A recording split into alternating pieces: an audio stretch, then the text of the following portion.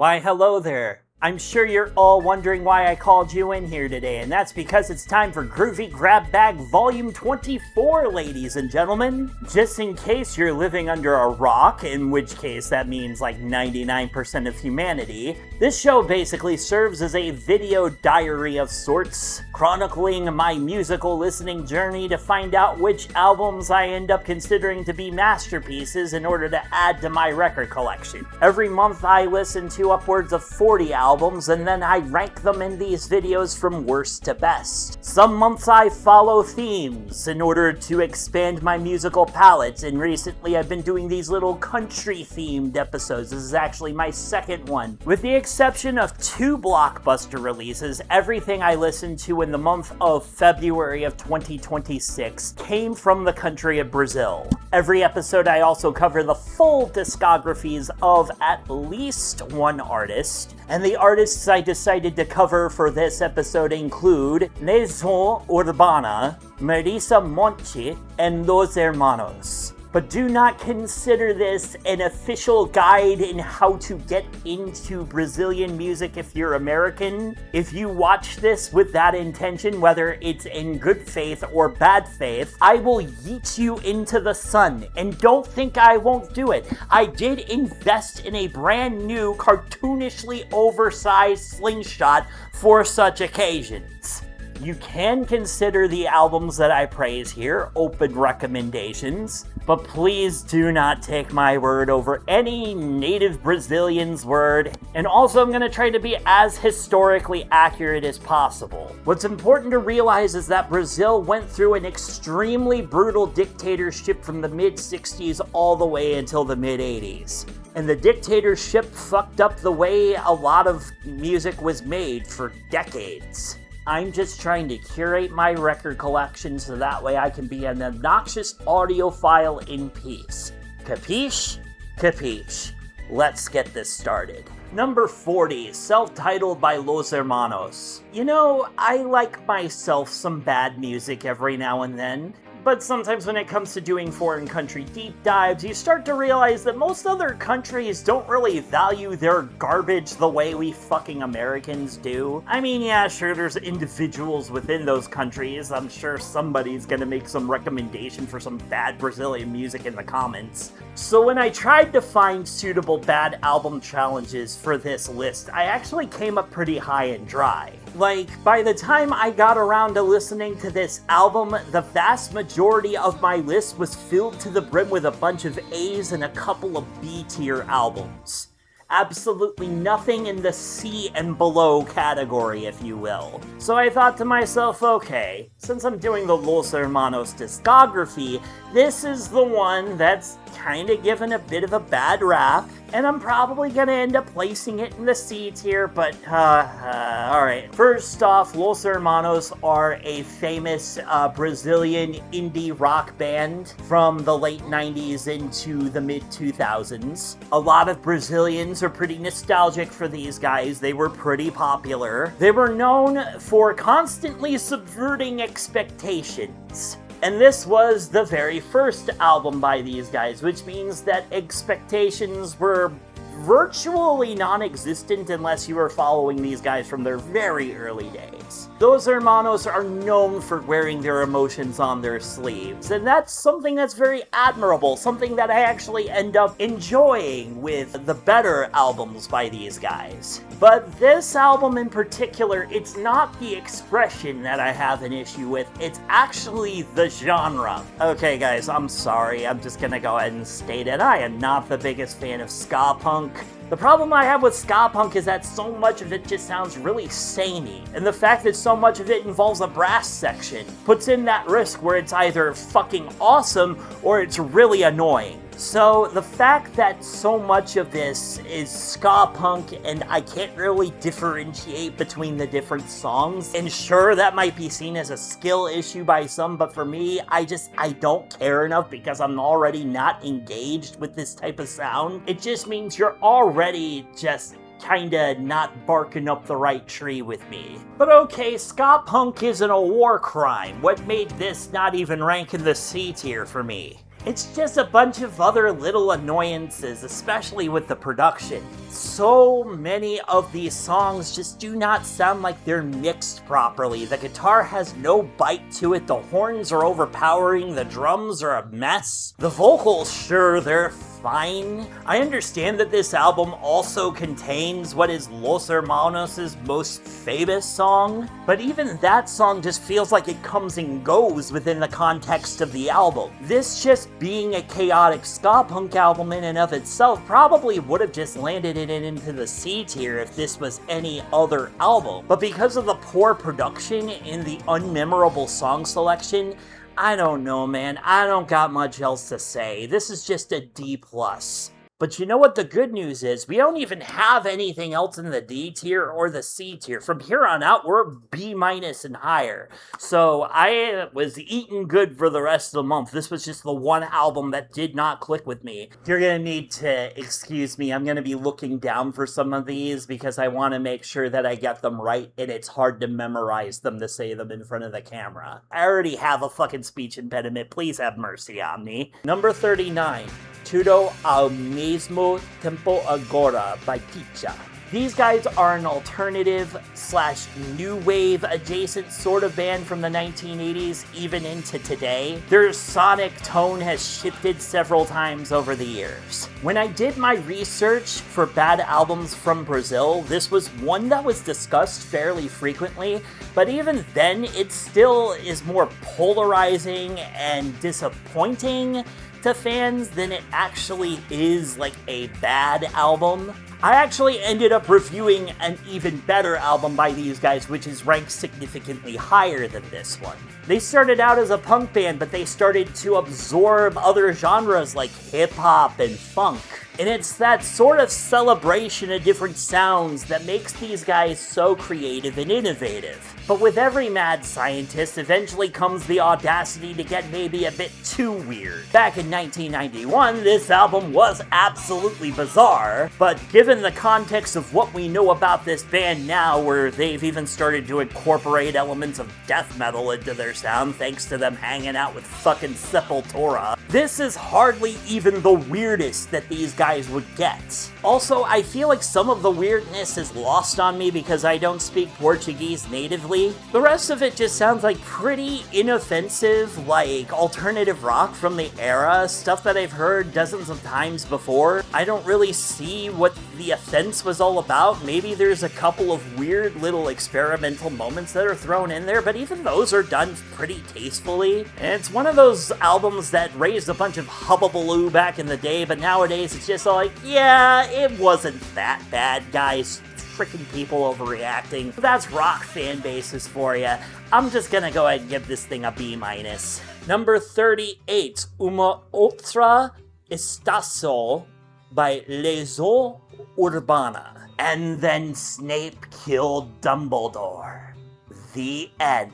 Look, this is basically the GGB equivalent of spoiling the tragic ending of an amazing story, but since I rank these worst to best, and the weakest album by these guys is the one that is a posthumous release for its vocalist, I get to kind of talk about the sad shit first before I get to build the legacy. Legiao Urbana was considered one of the most revolutionary alternative rock bands of the 1980s in Brazil. As the dictatorship dissolved, this band basically saw Brazil slowly morph into something a bit more democratic, if not still kind of problematic in its nature. Think of them as kind of an REM/Smiths leaning sort of band, but with their own personal touches and flavors. Very similarly to REM, they're known for having very jangly guitar bits, but that being said, they also experimented in a lot of other styles as well. Vocalist Renato Russo is also very similar to Morrissey in that he makes a lot of literary references and that he himself is a thick-voiced baritone. Guys kind of existed around the same time as the Smiths, and a lot of their tendencies formed independent of the Smiths and REM and a lot of these other bands. And also another notable thing is that this type of sound was considered mainstream in Brazil, whereas here in the US and in many parts of Europe, it was considered kind of underground. Now, as I stated, this album was released posthumously for its vocalist. It was stitched together using a lot of assorted bits and pieces that Renato Russo had accumulated over the years. And unlike a lot of other posthumous albums, this thing is actually made by the band itself instead of a shameless cash grab by the label. And I feel like the band was aware that this thing was going to be a little spotty as a result, but it feels like they made it because they needed to, out of obligation to themselves rather than out of obligation to the label. When Renato Russo passed away, it hit the Brazilian mainstream like a shockwave. This wasn't just like Gen Xers in America losing Kurt Cobain, although it's somewhat comparable. You gotta think that this was not just a voice of a generation, but a voice for the voiceless while the country was going through a very dramatic shift. In addition, Renato Russo was an openly gay man in a country and in an era where being such a thing was considered an extremely risky and bold move. So this man stood for a lot when it comes to Brazilian culture, and I'm still probably missing a lot of other context here. The thing about this album is that while it is very much stitched together, and there are some lovely moments on here given to us by Russo, and it is interesting to still see the other band members try to evolve their sound despite the loss of their vocalist, it just feels like a bunch of different sketches with a bunch of different intentions, not all lining up to create a coherent picture. Because none of this was meant to be placed together within the confines of the same work. Some of this was never even meant to be heard by anyone other than Russo and some studio executives. But I understand why it needed to be made as a memorial to a lost friend and colleague. And if you listen to it like that, you do get a lot out of it. I also think it's a bit too long with it being the second longest album in their discography, but I've definitely heard worse posthumous albums and I can still hear the passion and the creativity behind this, and that's all that matters.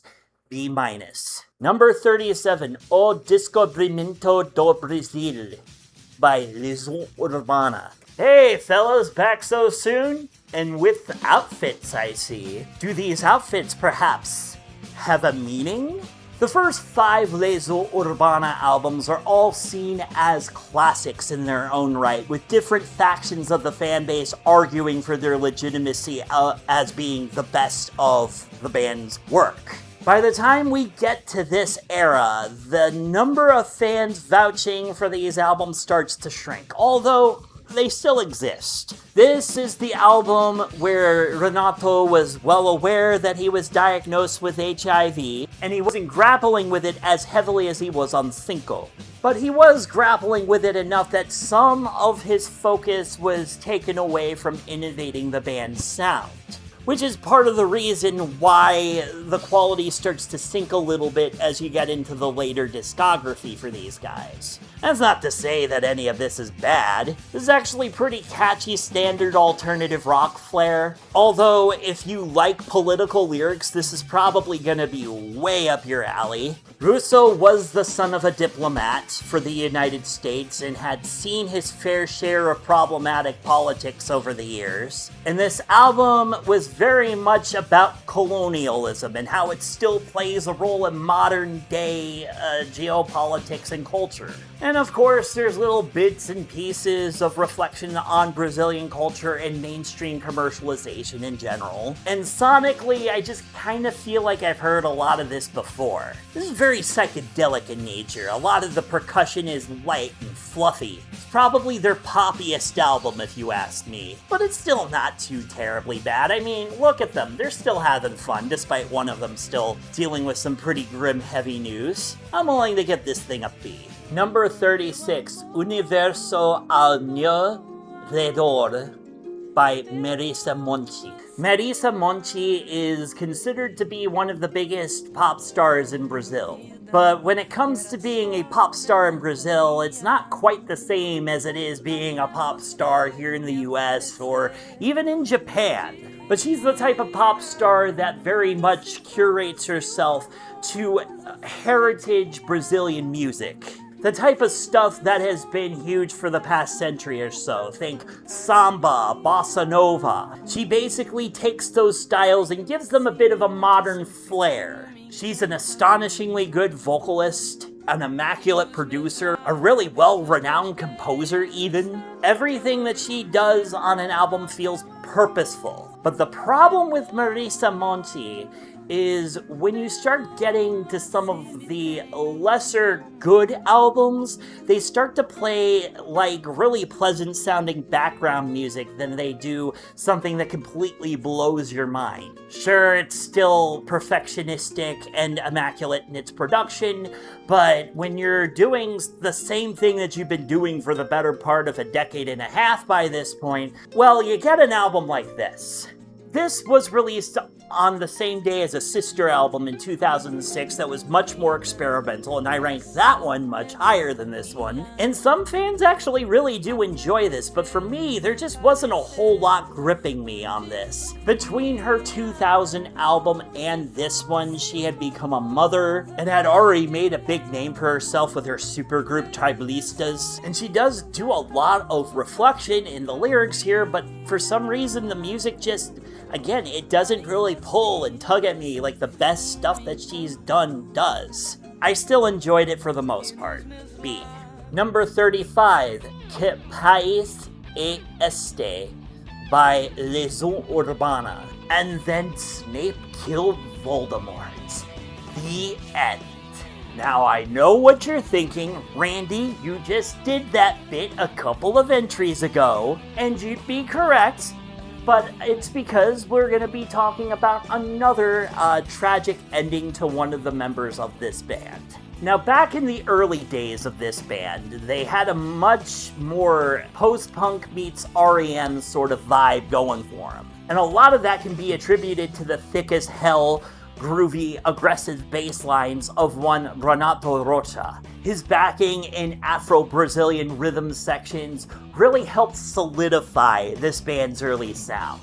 But as brilliant as he was, he had a lot of issues. Struggling with the sudden fame that was handed to this band, he started picking up a lot of substance abuse issues. He slowly became less and less reliable over the years, and this album ended up with quite a bit of a troubled production due to two things. One, his said unreliability, and also pressure from the label, which is a factor that I don't think is discussed often enough. The band was placed on a time crunch and was expected to have this thing out by the end of 1987. And they just didn't have a lot of new material to work with, so Renato Russo had to go into his back catalog from songs from the early 80s from his punk bands and kind of dust those off and polish them up a little bit. Which leads to some of these songs just, obviously not being the gold standard material that they were working with. However, there are a couple of standout moments on this album, especially when they involve Renato Russo's storytelling.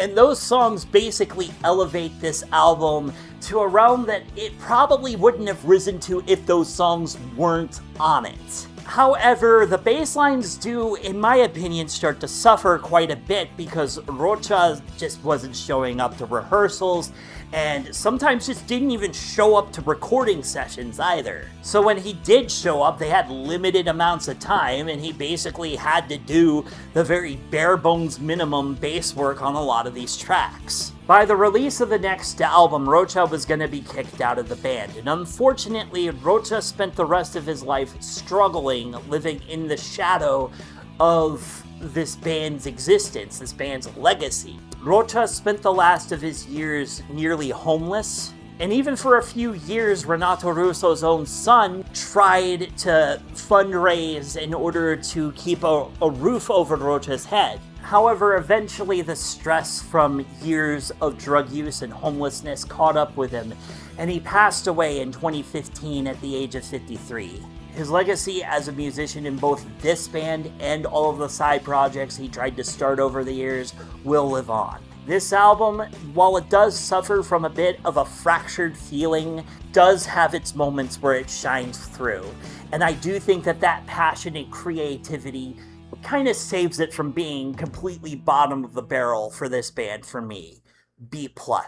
Number 34, Espresso 22222 by Gilberto Gil. Alright guys, some of these albums are considered absolute monumental classics, and for one reason or another, they're not always gonna click with me. Gilberto Gil was one of many Tropicalia artists, and was known for being one of the leading voices for adding an Afro-Brazilian flair to the movement. For those of you who are unfamiliar with Tropicalia, it was basically a genre/movement based in Brazil in the late 60s and early 70s. It was basically a musical form of protest, both against the brutal dictatorship and as well as a protest against the gatekeepers that tried to keep Brazilian music from moving forward. It was known for its psychedelic elements, but don't ever just call it a simple mishmash of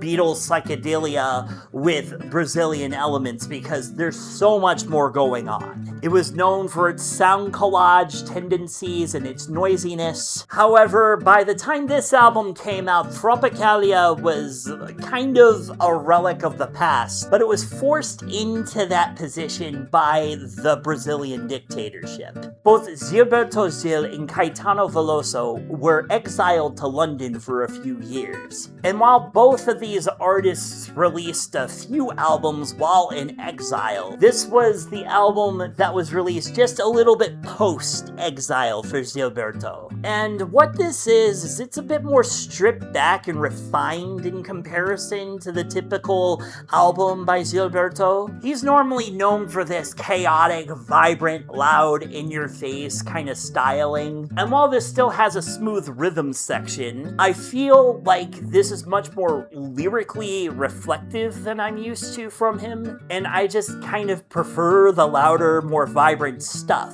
Now, I do need to make it clear that there's a reason why this is stripped back and more refined, and it's because it's Gilberto doing a lot more reflecting on his life and his past, because being stuck in exile kind of does that to you. It makes you sad. And the thing when it comes to sad boy music is when it starts to become more stripped back in like an Elliott Smith sort of way, I feel like the quiet, hushed nature of it makes it harder for me to feel gripped, personally. And I do actually like some sad albums, but they tend to be more lushly produced than this, which feels very somber, very quiet. And if you're into that type of stuff, this will probably absolutely be a classic in your eyes. But for me personally, I'm gonna have to go with a B+.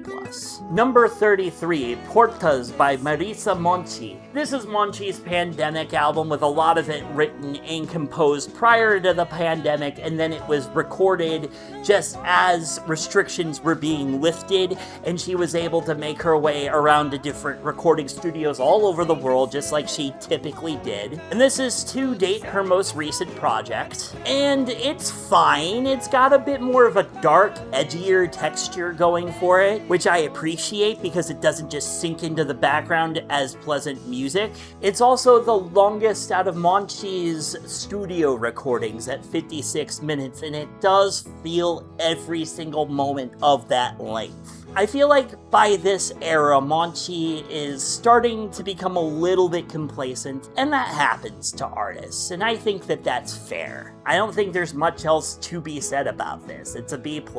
Number 32, India by Gal Costa. Another Sacred Ground album that just didn't click with me as much as I wanted it to. Gal Costa was the biggest female figure in Tropicalia. She was known for having this fluffy, pretty little singing voice that once things started getting pretty bad in Brazil, she learned how to weaponize that voice pretty nicely, and we'll see the result of that a little bit later. As you can see, with this album cover, yeah, this was pretty controversial back in the day. This was basically her way of saying that her body was never going to be controlled by a bunch of limp dick motherfuckers that have no space in making laws for women. And the initial copies of this album were sold in a blue plastic wrap. Eventually, the label got pressured by the media and the dictatorship to release an alternate album cover, which was this, which is still risque and still very much kind of spitting in the face of the dictatorship. Now, here's the thing. A lot of people consider this to be an absolutely amazing album because it does continue to refine Costa's sound, even if it isn't as psychedelic or as aggressive as albums like Cinema Olympique. And if we're talking about the title track, which starts off this album, that is definitely a 10 out of 10 untouchable vocal performance whose lyrics were originally written with a man in mind, and then all she simply did was just change around the pronouns to fit her narrative. And honestly, I think that that is a really bold thing to do. Gilberto Gil's arrangements on here are also very lovely and tasteful, even if they don't sweep me off my feet the way they do a lot of other people. And hell, I would still recommend this as an album that is essential, even if I personally didn't completely click with it. Like I said, it's considered an all-time classic in some circles. B+. Number 32, A Tempestade ao O Livro dos Dias by Legiao Urbana. This one's a heartbreaker. It really is. This was the final album that was made during Renato Russo's lifetime. Russo dealt with his battle with HIV/AIDS for many years, with only a select small number of people knowing within his social circle, and of course his bandmates. By this time there was no hiding it from the band as well. He was very frail, very skinny, and it was pretty clear that this was going to be the final album that he was going to directly contribute towards. The thing about this album is that Russo and the two remaining members made this not just a eulogy to Russo, but also kind of a bit of a joyous celebration of his life as well. You could tell that Russo had accepted his fate by this point. Not that he wasn't sad that he was gonna go, but there wasn't any point in fighting it any longer. For someone on his deathbed, there's still a lot of passion and a lot of beautiful life left in him. There's even a song on here where he does a bit of a medley between Beatles and Stones references, showing that he is very much thankful for the journey that he got to take.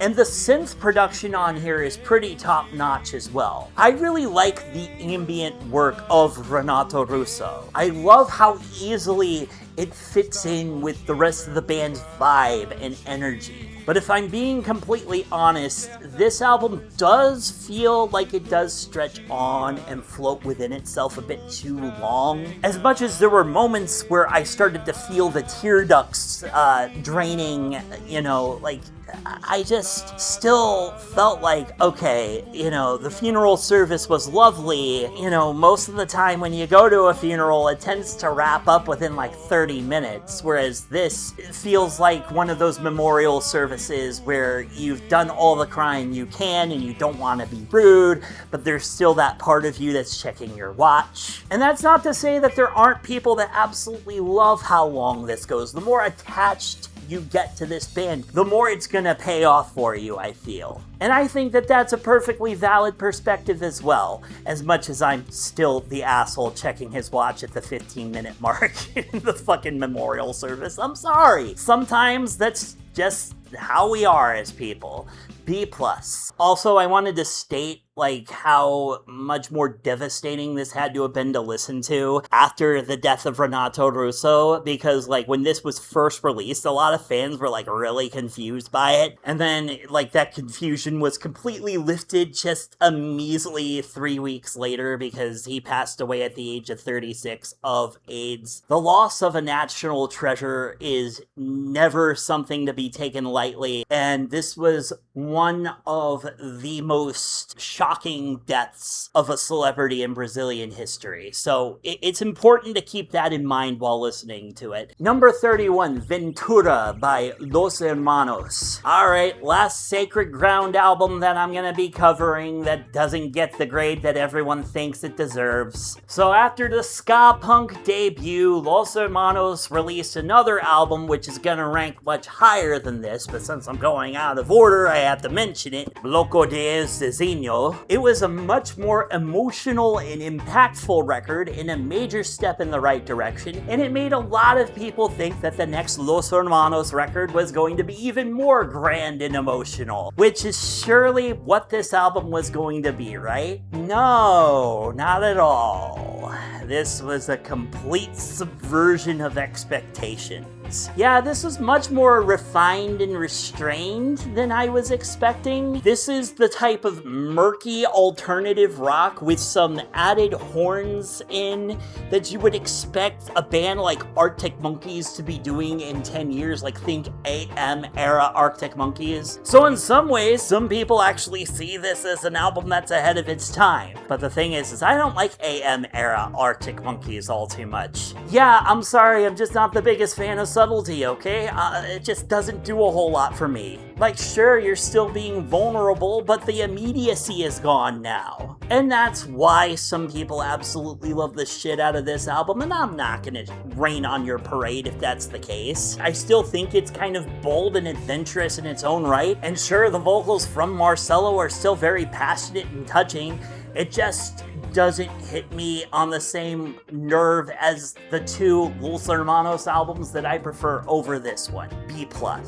Number 29, Infinito Particular by Marisa Monte. Look, I'm sorry that these keep getting delegated to the 2-paragraph reviews, but she makes it easy. This is another really well-produced record. This was the other record that came out in 2006, the more experimental of the two, and it's easily her most experimental in general. I mean, we're dealing with some really clashy chord progressions, some interesting synthesizer textures, a few customized instruments that would have you mistaken her for Bjork if you weren't paying attention, a lot of atmosphere, a lot of really opaque lyrics and hard to grasp moments as well, and that's part of what keeps this from being an all-time classic for me, but also I ended up really enjoying how bold and different this sounded in comparison to the rest of her material. I'm just gonna have to go with an A- on this one and move along because I don't have much else to add. Number 28, Caetano Veloso 1 by Caetano Veloso. Here he is, the man, the myth, the legend, Caetano Veloso. A man so influential that he's basically up there with Chico Buarque as far as all-time favorite musicians go in Brazil. While Tropicalia is best analyzed as like a collective of many different artists and musicians, if the movement had a figurehead, Caetano would be the closest thing to that. He started out his career in the mid-1960s doing the typical MPB, bossa nova sort of stuff, but when the brutal dictatorship really started to gain hold over Brazil, he found himself pretty enraged. This album was a complete middle finger to what everybody was expecting from Caetano. This is a loud, cacophonous, sometimes bordering on sound collage album. What's that? Were you expecting something pleasant all the way through? Nope, this guy's about to bash your face with a bunch of percussion. The production is very abrasive and rough around the edges, and that is entirely the point of this thing. It's to get you to fucking listen. What was happening back in those days was not normal, and this was his way of making everyone aware. Just getting absolutely loud, in your face, and bombastic, to the point where I actually argue it's almost to the album's detriment for my tastes, but I still respect the hell out of what it's trying to say. This is an urgent album. I just think that there's other albums in the Tropicalia movement that move me a bit more, and even one other album by Caetano that I prefer. A-. Number 27, Love Is Not Enough by Converge. This is the convergiest Converge album that ever dared to converge. What's that? Were you not very satisfied with the Converge project they did with Chelsea Wolfe, and you wish that their guitarist got to do a lot more? Well, so did their guitarist. And this album pays off in spades as a result. It's playing around with new textures that the band had never really explored, but if you're looking for something completely sonically new, you're not going to find it here. But do keep in mind that there's an ongoing joke in the Converge fan base for a reason. Oh great, another fantastic album by Converge. What else is new? Big surprise, A-. Number 26, Cartola 1 by Cartola. See, the reason why I keep putting like that little Roman numeral after some of these self-titles is like in Brazil, for some reason, a lot of albums just did not get an official title until years later. Some of them did. That wasn't like an industry-wide practice, but it was a very common thing. Like to the point where a lot of these artists had like multiple what are considered self-titled albums because there's really no other title for them. And in some cases, fans will just put like specific Roman numerals after each one like they did for Led Zeppelin and a lot of other bands from other countries from that era. Or they might title it off of the first track on the album. Cartola is one of Samba's grandpappies. He invented a lot of the rules and even taught in a lot of music schools in Brazil. This wasn't his actual first studio recording. If my research is correct, he was recorded a number of other times as a sideman in a lot of other projects throughout the 1930s, 40s, and 50s. But by the time the 60s rolled around, he had become very poor, and there was a collective effort to kind of get him talked about again. Most musicians get to make their first official solo studio album when they're in their 20s, maybe their 30s, maybe some very unfortunate few make it to their 40s, but Cartola was in his 60s at the time. Now, my friend and guitarist Eduardo was the one that recommended this album to me, as Eduardo was raised around a lot of Latino music in general. Although the stuff from Brazil was very scant, this was one of the few things he could think to recommend me.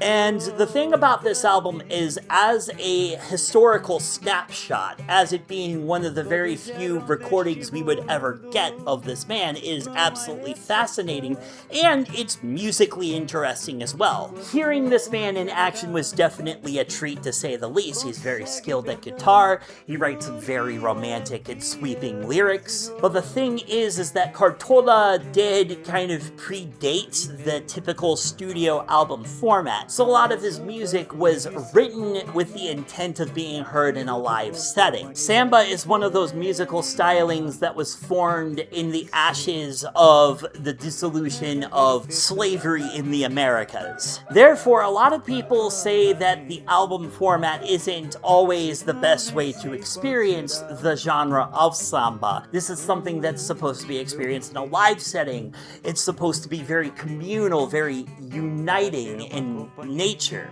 And I feel like the translation is lost ever so slightly, and that does keep this from feeling like an all-time classic.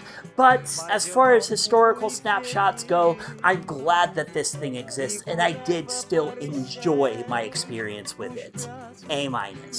Number 25, Sobrevivendo no Inferno, Raciones MCs. You think the US is the only country with a very strong hip-hop movement? Think again. I mean, most people outside of the US already know that, but a lot of Americans are unaware of how impactful hip-hop has been as a historical and cultural movement. Raciones MCs are considered to be on the same level of importance as Wu-Tang Clan or Public Enemy are here in the US. They raised a voice for the voiceless in urban areas. They made a lot of minority struggles known to people that would have never otherwise been made aware of them.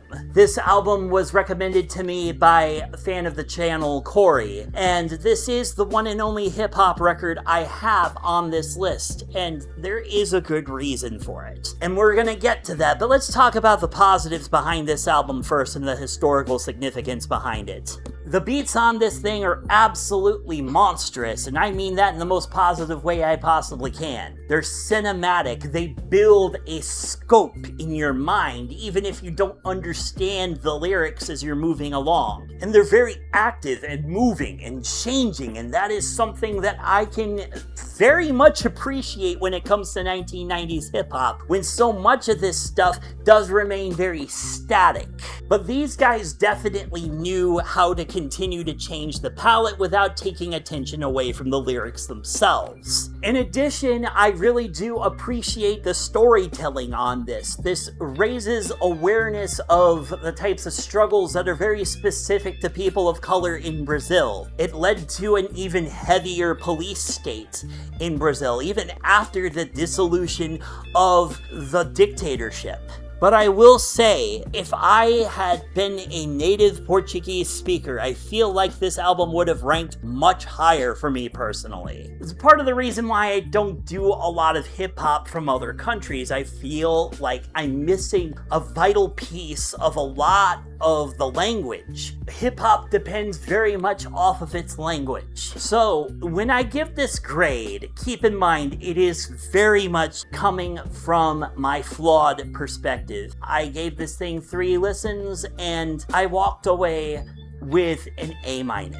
Number 24, Memórias Crónicas e Declaração de Amor by Marisa Monte. After releasing one of the greatest albums I've ever heard in my goddamn life, Marisa toured extensively and released a live album, Studio Hybrid, in 1996, which will not be on this list because I only rank studio albums. I consider live albums to be an entirely different beast. And then in 2000, she decided to start her own label and then released this album. Now, something to keep in mind when it comes to Marisa is that in the 1990s, she was still very much popular and critically adored, but there was a limit to that popularity. And Marisa felt like she had to start playing around with some modern pop trends in order to really keep up and in order to continue to innovate and sell. So this album does have a bit more of a modern flair going for it than the 2 previous studio albums. And the vocal performance is still very nuanced and fantastic. But hey, for an album that starts to sell out and modernize itself a bit, this is still really freaking good. Like, there's some fantastic tunes on it, really great melodies, immaculate production. I got very little to complain about with this thing. A. Number 23, Bloco de El Cecino by Los Hermanos. I don't want to spend too much time on this one because I already covered this album in my Music of the Year 2001 series. Check out the alternative rock section if you want more thoughts on my end. Just to kind of reiterate my thoughts, I really do dig the emotional depth and the sonic layers on this thing. I think that this is a major step in the right direction now that I have this album's context within the band's discography. I like songs like Sentimental, where it's just basically a giant middle finger to typical cock-strutting rock music. I do like the use of horns on here. I feel like they blend wonderfully with the slower pace of this album. And I love that these guys were willing to experiment and still reap the benefits of commercial success for something that could have easily been a commercial flop for them. I am gonna have to ding this thing ever so slightly because I think the production bothered me a bit more this time around, but this still gets an A instead of an A+. Number 22, Adult Romantics by Winter. What the hell did you just recommend to me, Xanax? What, this twig right here, this zoomer? Tell her to get off my lawn with that sad girl shoegaze, okay? Wait, She's 34? And she's been a respectable part of the shoegaze genre in Los Angeles for the better part of a decade? Look, I'm sorry, full-grown adult. I didn't mean to speak down to you. I respect you, and I will treat your album like a serious work of art, okay? Alright, joking aside, Winter is shoegaze-adjacent artist from the Los Angeles area. She was born Brazilian but is now an American citizen, so I went ahead and qualified it for this list. This album was hugely critically acclaimed, but a lot of fans didn't quite meet the critics where they landed with the reception of this thing. And her aesthetic fits in very closely with the Soccer Mommies and the Phoebe Bridgers of the world. That indie sad girl sort of vibe, although this one is much more soaked in swirly atmospheric shoegaze guitars than those other ones are. The lyrics talk about the horrors of late-stage capitalism and how it's led her to cope through toxic polyamorous relationships and hypersexuality. And you blame me for thinking that she was a Zoomer, okay? But to be serious, that type of aesthetic has been around since at least Liz Fraser, and a lot of feminists would go as far as to argue that it goes all the way back to Joni Mitchell and Laura Nyro. This isn't anything new. But the approach is new, and her lyrics are very touching. I do think that there are some absolutely lovely, amazing, lush moments on here. So why is it not ranked higher? Well, it's because of the percussion production on this thing. For some reason, while everything else is absolutely cathedral-esque and cavernous, they decided to make this very dry, snappy sort of production on here that doesn't sound necessarily bad, but it does kind of suck a lot of the life out of these songs for me personally. Look, I know a lot of people like that sort of pains of being pure at heart approach to songwriting, but it did kind of tank the overall experience ever so slightly, but I still did quite respect this, and I still kind of roll my eyes at those fucking assholes online that always seem to give these vulnerable female-led albums like low scores because they're sexist pricks. Fuck those people. This is a great album. A.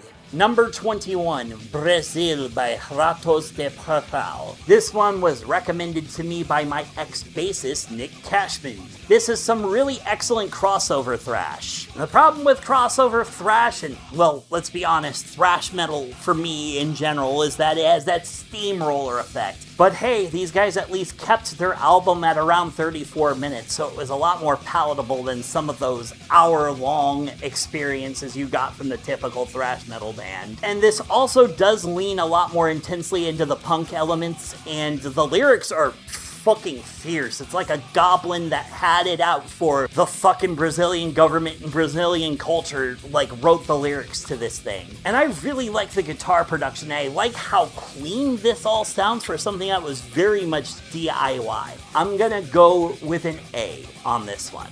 Number 20, Mais by Marisa Monte. This is her studio debut album. Although it's not exactly considered her debut. That credit actually goes to an album just simply titled MM that was released in 1989. But that was a live performance by Marisa Monte. The big thing to keep in mind about Marisa is that she started out as a prodigy of sorts. She grew up on opera music, learning how to sing, live, and breathe opera. And as she continued to perform into her late teens and early 20s, she gained a lot more of a passion for traditional Brazilian music.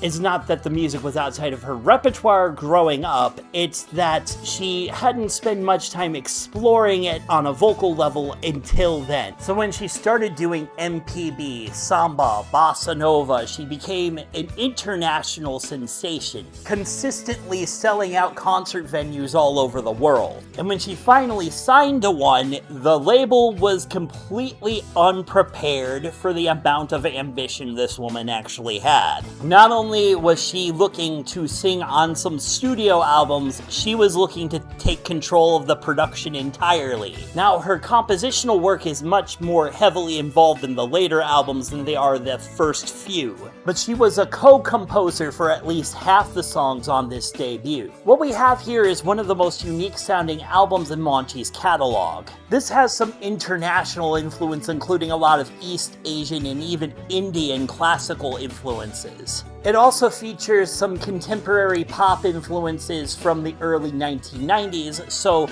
if that sonic palette is up your alley, you'll probably like this album quite a bit. And it's still the only album that features both of these influences before she would seemingly shed them off entirely. And this is an absolutely gorgeously crafted album. I love the vocal melodies on here.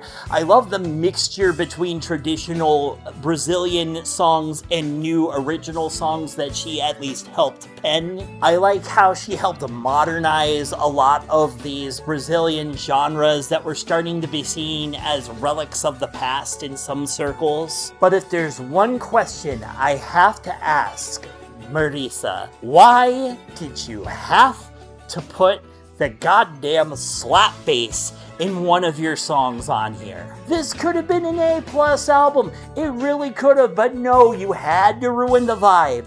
You had to completely yank me out of it by putting a fucking slap bass in here like we're in an episode of Seinfeld. Slap bass only works in funk metal. Every other genre where there's slap bass, it just makes me want to slap that bass out of somebody's hands. Look, it's important that we leave that relic in the early 1990s, okay? Otherwise, this is a pretty stellar frickin' album. Number 19, Gal Costa 1 by Gal Costa. Now, this is the first Gal Costa record that leans into Tropicalia, but it does sonically have a lot in common with her earlier stuff, the very smooth MPB bossa nova sort of stuff that she was known for up to this point. She has a lovely voice, and some of these arrangements are absolutely great. The difference between this one and the earlier albums is that sonically it does start pulling in a little bit of influences from psychedelia and general pop music of the era. It starts poking the bear a little bit, but it's not quite ready to scream in its ear just yet. And the thing is that this is a lovely album, but in comparison to the best stuff by Gal Costa, it can sound very polite. And I don't mean that as an insult, I just mean that it's less invigorating, it's less exciting. This is the type of samba music that plays very much into the classic pop tendencies of the era, just with a little bit of spice thrown in for flavor. She would completely go hog wild on the next album. Trust me, you'll see what I'm talking about. This one gets an A. Number 18, Meus Caros Amigos by Chico Buarque. This is the only Chico Buarque album on this list. My friend Geneva recommended it to me. She's the one that had me listen to Construction a couple of years back, and I really frickin' love Construction. I own that one on CD now. It's in my top 30 greatest albums of all time list. Now, here's the thing about the Tropicalia movement, is that there's this misconception that it was the only form of art that was directly criticizing the dictatorship in Brazil, but that is a misunderstanding by Westerners. The protesting was happening in almost every genre imaginable, and the Brazilian government just started disappearing people, either via exiling them or downright killing a few. Chico Buarque had kind of worked his way into the folds. He played by the rules sonically. He created some very interesting and clashy chord progressions that caused some of the elites within Brazil to be all like, ah, yes, I see what he is doing harmonically with this piece, to keep them just distracted enough from the lyrics that were telling the average Brazilian listener to seize the means of production. That's kind of the brilliance of Chico Buarque, is that he was able to very subtly work his way into the system. But by the time he had been exiled, he completely went balls out and was like directly lyrically confronting the dictatorship. And by the time this album came around, Chico was actually writing songs dedicated to people that were in exile other than him. His friends and family that had been shoved out of the country. This is less a direct scathing criticism of the Brazilian government and more of a personal set of vignettes with each song written directly to one of Chico's friends or family. I mean, it's right there in the title, My Dear Friends. It's a rare glimpse into his personal life, and honestly, it's kind of refreshing. I also like that by the time we get to this album, there's a bit more of American soft rock sort of approach in the production, without completely pulling away from the typical samba sound that Chico was already renowned for. Some people even prefer this over Construction because of how personal it is. Me, personally, I'm just gonna give it an A.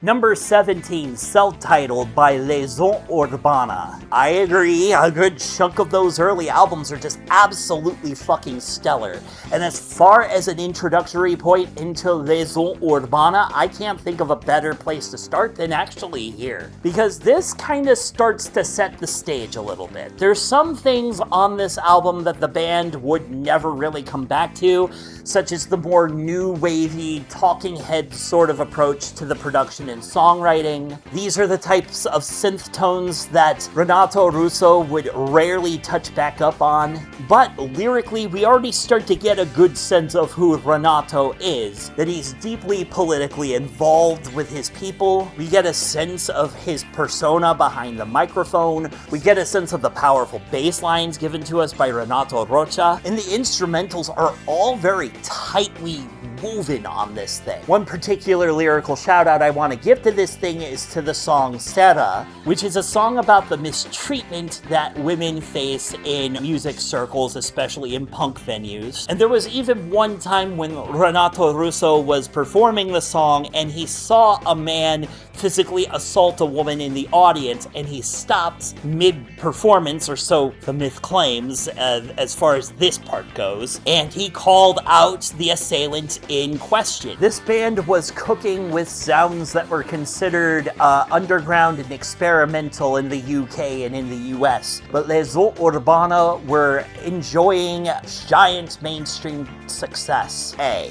Number 4, Cuatro by Los Hermanos. This is where 75% of the Los Hermanos fanbase just sharpened their axes even more furiously, while the other 25% kind of stop and go, oh, okay, alright, I'm fine with that. Yeah, sure, lyrically, this thing still is very opaque, but what it gains in opacity, it makes up for in much more bright and lush arrangements. Sure, by this point, the horns are almost non-existent. They still insert themselves every now and then. And for something that's so synth-heavy, I'm surprised at how much this thing leans into the bossa nova influences even harder than the previous albums did. This thing is droney and atmospheric, and that's kind of part of why I like it. It's almost like Los Hermanos going a bit more into the Radiohead soundscape. Now, sadly, these guys called it lickety-split not long after this album was released. There were multiple reasons for it. The band started having other creative ambitions, but apparently the biggest reason is that they started seeing how weird fans were getting at shows, and it made the band members very uncomfortable. These were just regular guys that wanted to make music and didn't like the whole film bro mentality that people approached them in. And I really gotta hand it to them. A lot of musicians like to really dab themselves into the narcissism at that point. These guys knew how to draw up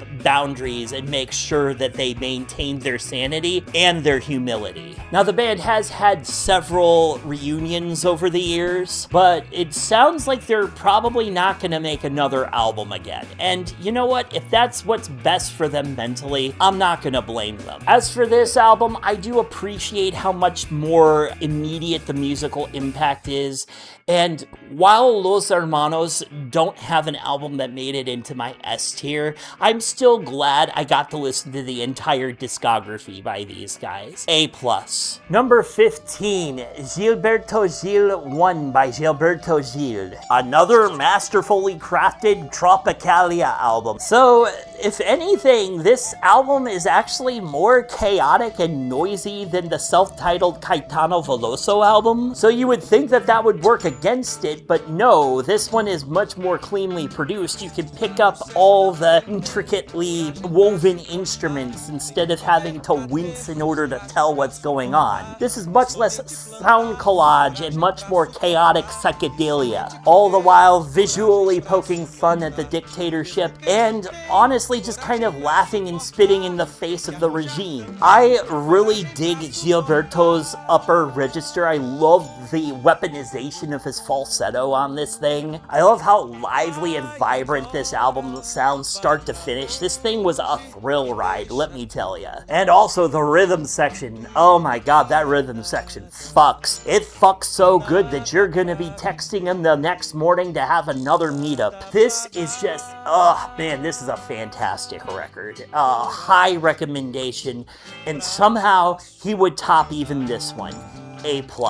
Number 14, Dois by Legiao Urbana. This album is so goddamn good that a good chunk of the fan base is probably a little bit furious that I didn't just put this one at the top. And look, this album really is as good as people say. But for some members of the fan base, I could say that the universe could run an infinite number of simulations and never produce a work of art as grand and as amazing as this album, and they would still say, I don't think you're getting it. Look, this is still just a masterfully produced record. This pulls away from the new wave tendencies of the debut and goes much more into the jangle pop college rock sound that was taking over a lot of the globe at the time. This is probably the best bass work I have heard out of Renato Rocha, but also Renato Russo is giving us some of the best vocal performances he's ever given. This is where he pulls out of being a socio-political lyricist and becomes a full-blown storyteller. There are songs on here that are considered part of the Brazilian canon, and just absolutely sacred songs that aren't just catchy, they tell an emotional story. The production on this thing is also really fucking fantastic. Where the debut was a lot more murky, this is much more polished and radio ready. But not in an insulting way. This was actually probably the first adoption of this college rock sound in a mainstream format. Look, this thing is just a spectacular listen, and I understand that for a lot of the fan base, this is their masterpiece, but for me, there's still two more albums that I enjoy more than this one. A+. Number 13, O Que Você Quer Saber de Verdade by Marisa Monte. Marisa, for the sake of me and my speech impediment ass, please make shorter album titles in the future. And there's the one complaint you'll get out of me for this album. This fucking thing, oh my god, like, the songs, dude, the songs. If you guys listen to, like, how fucking immediate and satisfying a lot of these songs are. These are some of her tightest, most intricately woven, and just immaculate fucking pop songs in her entire catalog. And I know some of the fans actually consider this to be in like the lower ranks of the Marisa Monte discography, but for me personally, I heard these and I was just like, fuck yes, I love that lush production. I love how sweeping and romantic this album is. Marisa Monte also really likes making her albums like filled to the brim with a star-studded cast of characters, and this is probably the most colorful one out of all of her albums leading up to here. Yeah, no, I really fucking dug the shit out of this record. I'm glad it's as catchy as it is, please give it a shot. It's probably a really good entry point if you're looking for one into the discography of Marisa Monte. A+.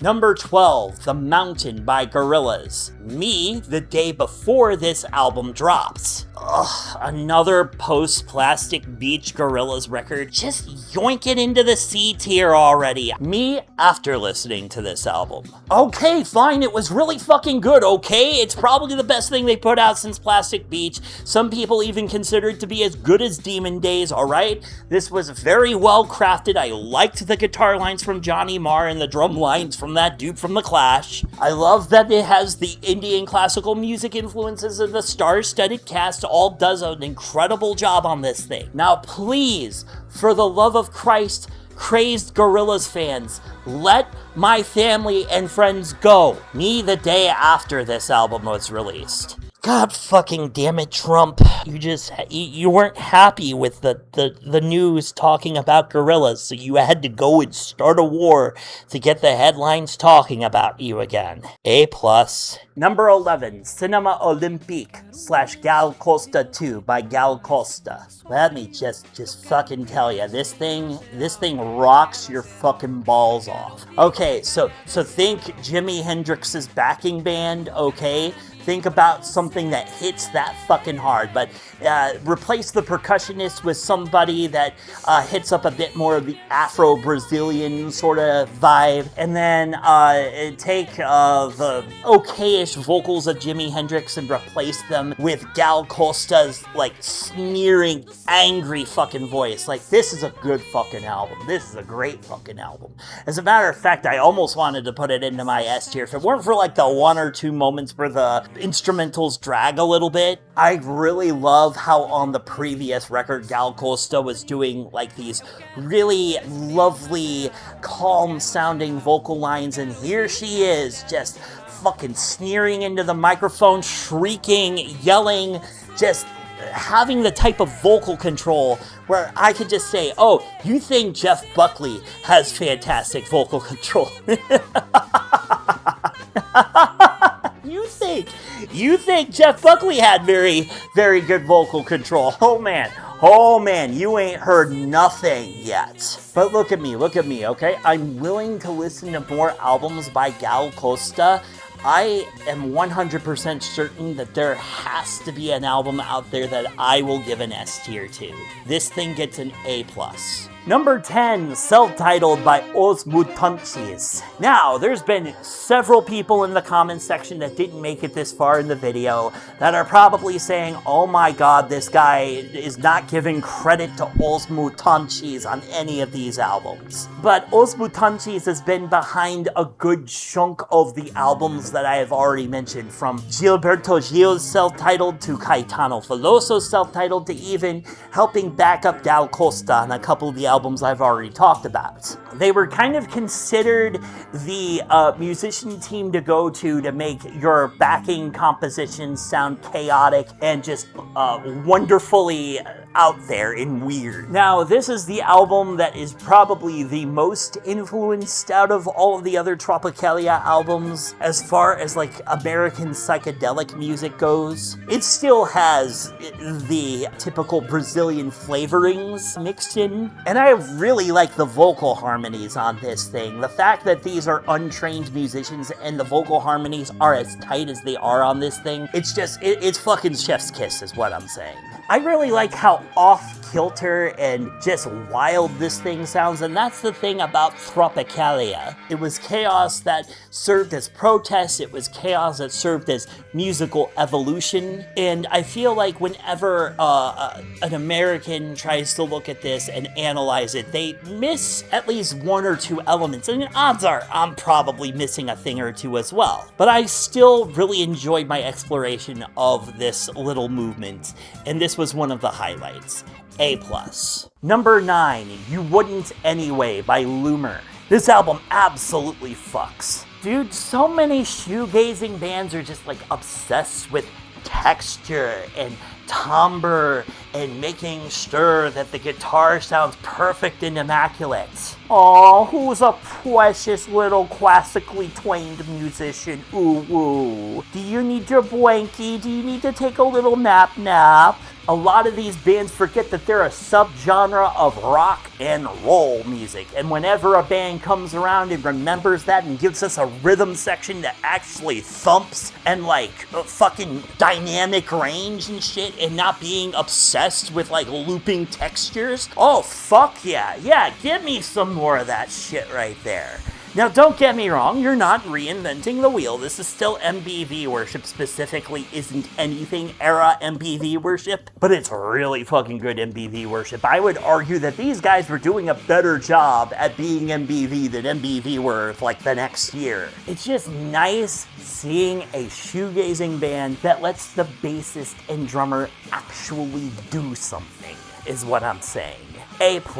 Number 8, Es Cuatro Estazo by Legiao Urbana. With Rocha out of the project, you would think that Legiao Urbana would struggle.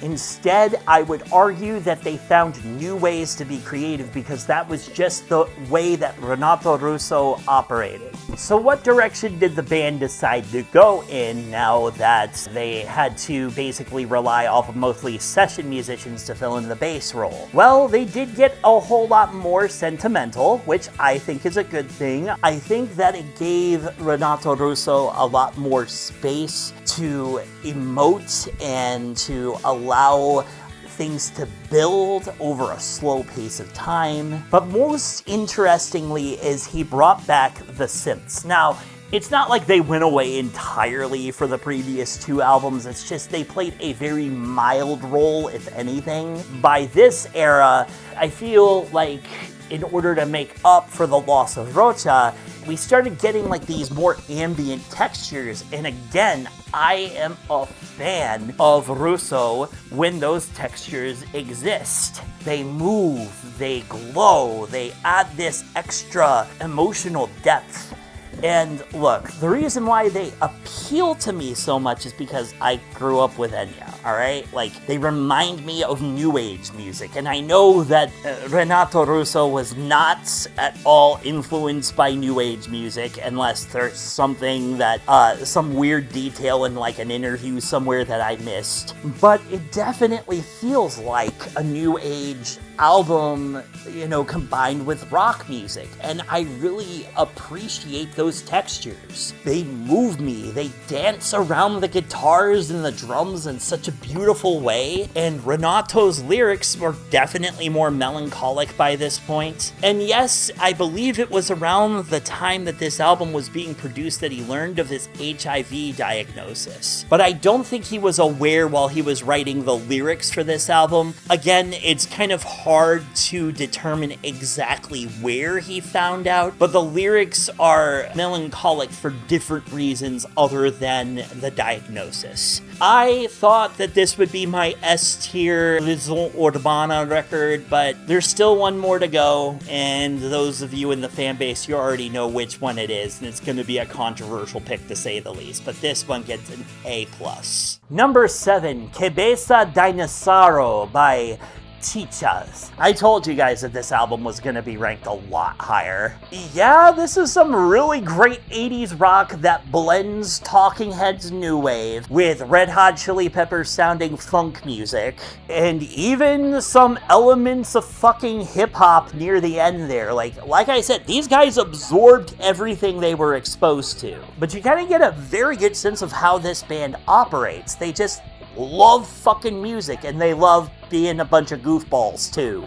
Sure, these lyrics are socio-political, but also they're just constantly making clowns out of themselves in the best way possible. I love how they're constantly finding ways to satirize the Brazilian government and the commercialization of Brazilian culture. You can really kind of start to understand why they did weird shit in the future, incorporating death metal elements in the 90s. And yet never once did I look at this album and say, yes, I get it, you're eclectic, alright? Because these guys legitimately just loved all of these genres. These are just genuine fucking musicians. Now, the one complaint I do have is that there's like a couple of the punk-driven songs where the guitar feels very frail and weak. Like, it feels like it should be louder than it actually is.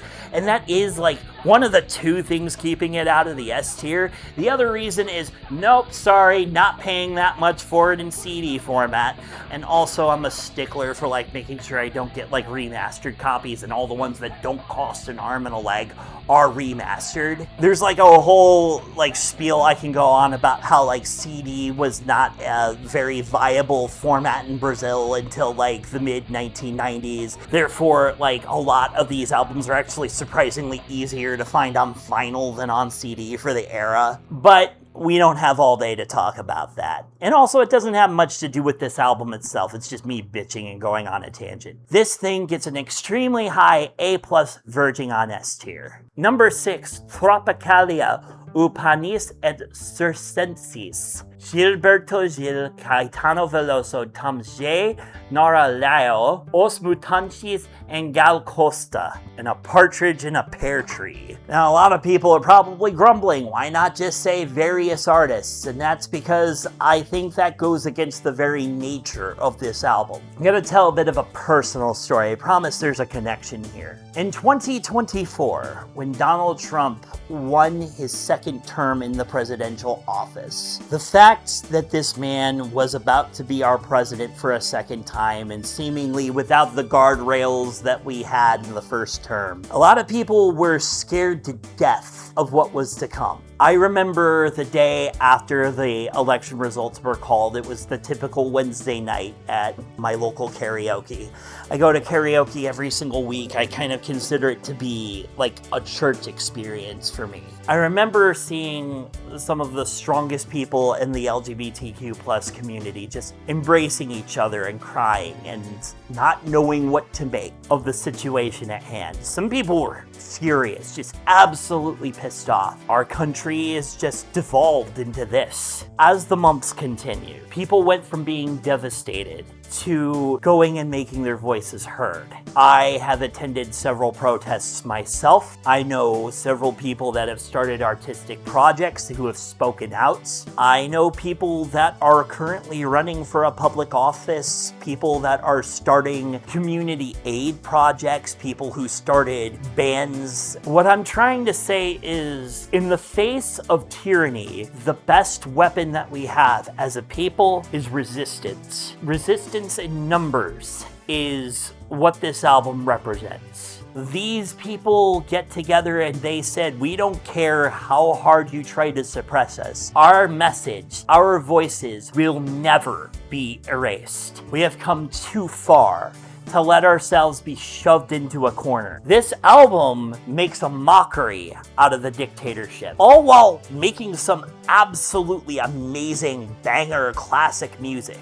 Everything on here, from Gilberto Gil's high-pitched falsetto songs to Os Mutantes rocking the boat with absolute fucking chaos that they introduced, to Gal Costa singing the third rendition of the song Baby I'd heard in a month, and probably the best version of it if I'm being honest. Like, it just works so perfectly on this thing. This shows us the power of modern popular music. Nazi Germany in World War II did not have this type of resistance. And this type of resistance being able to be consumed by the masses almost ensures that such a regime could never rise again, at least we hope. This power needs to be used for the greater good, and it needs to be used to remind the people that the power is with them. And that's part of the reason why I give this album an S. Number 5, Gil y Jorge / Ogam Django by Gilberto Gil and Jorge Benjor. Have you guys ever had two friends that were just really good musicians or really good painters, and you were just all like, I bet if I introduced these two people, they would make like just an amazing painting or make some amazing music together. That's kind of the story behind this album. Jorge Benjor and Gilberto Gil were both aware of each other but had never made music together. And one day they just kinda, got together in the studio, started jamming away at some ideas that they had penned down, fleshed these musical ideas out into full songs, and the people present in the studio that day were all like, he can do something with this. Dude, this is some just amazing jammy shit, and not a single electric guitar was present for this. Just two bros with acoustic guitars going away at it, playing these really complicated rhythms, and just singing and chanting, and oh my God, this thing just sounds like they're having such a good time that you're having a good time just listening to them having a good time. And the baritone from Jorge Benjor just works so well with the high tenor voice of Gilberto Gil. And then of course the rhythm section here, oh my God, just fucking chef's kiss. They just constantly build this up. These chants, they repeat themselves for like nearly 14 minutes in one case, but never once does it feel repetitive in a bad way. It feels like a near goddamn religious experience. And here's the thing, the existence of this album is also a form of protest. Afro-Brazilian people were disenfranchised heavily during this era. It would take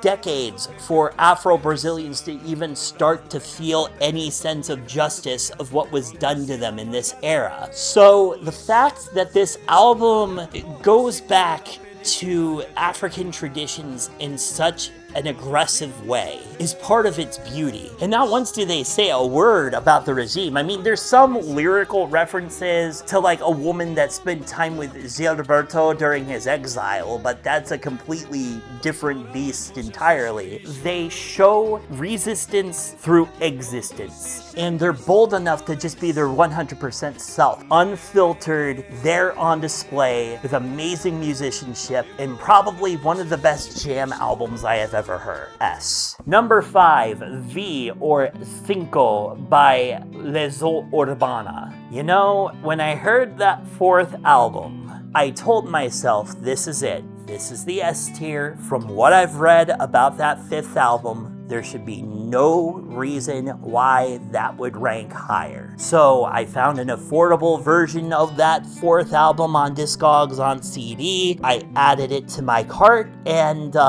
some part of me just said, no, not yet. You need to listen to this one first. And when I did, Jesus fucking Christ, dude, how did you top that? Guys, like, it's not as obvious as you think, alright? Like, it just has really emotional moments. I love the musicianship. I love the way everything builds up, the production. Okay, fine, it's the goddamn synths, okay? I really fucking like the synthesizer work on this. I know that some people listen to this and they're all like, what in the world is this weird prog rock noodling thing? But to me, I hear atmosphere. I hear like a world being built in my brain. I love the way everything just takes its time to simmer and give us this really triumphant emotional payoff in the long run for a good chunk of these songs. I love the way the rhythms shift, how some of these songs are like multi-part. Again, I know this comes from prog rock influence more than it does new age, but the execution really reminds me of new age. And yeah, part of that's because new age is like a close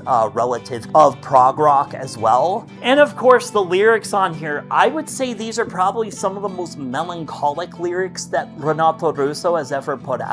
And I would argue that part of the reason why is because I feel like he was going through the alcoholism at the time, and he was struggling with that diagnosis. This was the first album where it's unquestionable he was aware that he was HIV positive during the entirety of the production. And he was suffering in silence. He couldn't tell people about it because it would ostracize him. So I feel like a lot of the lyrical tales he's telling here are allegories for his own internal battles. that the medieval direction of this album is the best way you could manifest those emotions. And to me, that just causes this album to speak to me even heavier. But this was the album that had such a heavy emotional dynamic that I just couldn't resist but feel drawn to it. I think it's the best vocal performance from Renato. I think it's the best balance of dynamics between those synthesizer tones. S. Number 3, Tranza by Caetano Veloso. When Veloso was originally exiled, he did his big farewell concert and then went off triumphantly into London. The story allegedly goes that he made his home base there and got along pretty fine with the people in London, but as time started to go on, he just became very bored, very detached from everything, because while the people of London didn't necessarily mistreat him, he felt very out of his element. He was missing home. And this album captures that feeling of homesickness better than almost any other album that I've ever heard. There's a sense of isolation on this album, and I really wish I had discovered this back during COVID. It probably would have hit like a ton of bricks. This album perfectly encapsulates that feeling you get when you have just nothing to do, nowhere to go, and you're just staring at your window watching the cars pass by. I mean, hell, there's a line on here where he says he's the silence that follows after the passing of a car, and he stops playing the guitar for like a split second, and like the dropout is just so jaw-dropping, like the timing. And it would be, in the hands of any other musician, the most pretentious thing you've ever heard in your life, but in the hands of Caetano, it's a sense of mastery of the instrument and musical timing. The rhythm section on this album is just incredible. It's still quite a bit stripped back, but unlike the Gilberto Gil album, I feel like there's a certain intensity in what's being felt here. You can almost slice through it with a knife. And of course, Caetano was so bored that he even took like an ancient Portuguese poem and tried to adapt it into the modern Portuguese language with like modern references and stuff like that. And according to people that speak Portuguese, like, he did an alright job with it. Other people are absolutely blown away by the lyrical work, but the song itself is unquestionably a work of genius, even if the lyrics might be hit and miss. I wouldn't know. I can't really throw my hat in there because I don't fucking speak Portuguese. As cacophonous of a sound collage as that other Caetano Veloso album was, I started asking myself, is this going to be another Los Hermanos situation where none of the albums get into the S tier for me? And luckily, the answer was no, because this gets an S. Number 2, Chaos AD by Sepultura. By gatekeeping assholes that don't think that death metal can be held to the same artistic regard as something like Legiao Urbana or Caetano Veloso. Now here's the thing, the thrash death albums that they did in the late 80s and early 90s are considered the golden era of Sepultura, because they just fucking slay. But the problem I've always had with those albums is that they go like a fucking steamroller and they never calm the fuck down. And part of what this album does so well is it introduces the element of groove metal into the band's sound, and I would argue that that completely fucking blew my mind, just how great the fucking bass lines are on this thing. The guitar lines are fucking great too, like these guys still fucking shred, but now the bass is able to kind of get up to their level instead of just sitting there tremolo picking the root note on every chord like typical thrash metal bassists tend to do. Another thing I really like about this is while Sepultura has always been anti-authoritarian, the albums leading up to this were very much like allegorical, like they kind of built fictional universes where the authoritarian king or queen or whatever was dethroned. Here, they finally just started calling them out by name. Hey, you tyrannical government, media organization, group of terroristic assholes. We see you, we know what you're doing, we're gonna call you by name in the fucking song and we're gonna fucking tear you a new asshole. And this is the type of shit that I feel like if you're stressed out about the Trump administration, fucking listen to this album. Oh my god, are you gonna feel validated. And the end result is a death metal album with some groovy bass lines and some tribal drumming. I forgot to mention that they did introduce that here too, actually schooled by Afro-Brazilian musicians. But it's a death metal album that uplifts, that empowers. What the fuck am I listening to, and why is this so goddamn great? I wish more death metal was like this. This makes you believe that your anger is righteous and that you have the power to overcome the tyranny in this world. S. Number 1. Verde, Anil, Amarelo, Cor de Rosa e Cavon by Marisa Monte. A lot of people use the words heritage artist like they're dirty words. And sometimes they absolutely are. Michael Bublé is a heritage artist. You go enjoy your Vegas residency, good sir, and make all the old ladies swoon with your swinger's voice. But every now and then, an artist gets labeled a heritage artist and they actually mean it. Where not only are they bringing back old styles, but they're breathing new life into it. They're making it edgier, they're giving it a new sense of personality, they modernize it in some way. Artists like Jeff Buckley, Norah Jones, Marisa Monte. Now, Monte is a completely different beast than somebody like Jeff Buckley because she does an entirely different genre of music, but sit with me here as I make this comparison. This album is like listening to Grace. It has that incredibly warm feeling of somebody who deeply understands the culture they were surrounded with. It also shows that there's an intensity that can still be delivered within the confines of that heritage. There's this sense that that heritage can live on through the modernization of those sounds. There's an emotional depth on this album that just makes you tear up, makes you happy to be alive.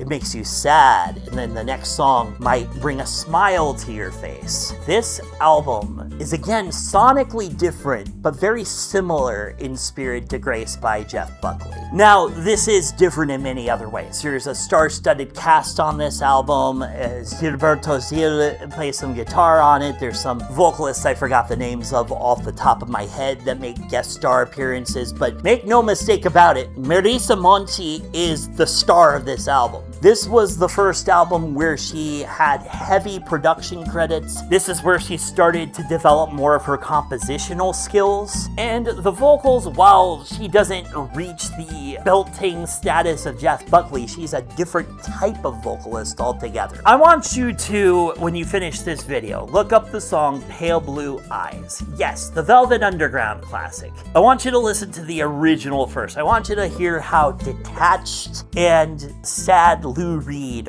was. The lack of emotional expression is kind of part of what makes that song so devastating. And then I want you to look up the Marisa Monte version, which is on this album, and hear how she subtly bends the words to add an emotional depth and breathe new life into this song that wasn't in the original. It's so much more raw and beautiful when it's done by her. It's those subtle little emotive bends that she does that makes everything so great. And then of course there's the modern techniques on this album, from the introduction of light synthesizer drones and tones to the polished modern pop production, at least modern by 1994 standards, that just makes everything feel so great and unique. And then of course there's the communal nature of these songs. Some of these make you feel like there's a big group of people just gathering around you, throwing a big old party, saying it's a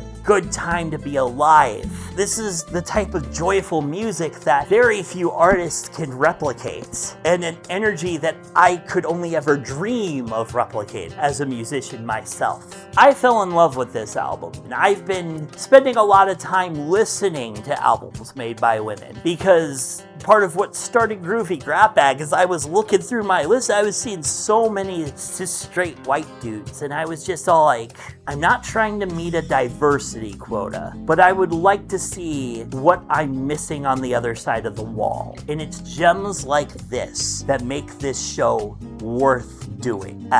And there you have it.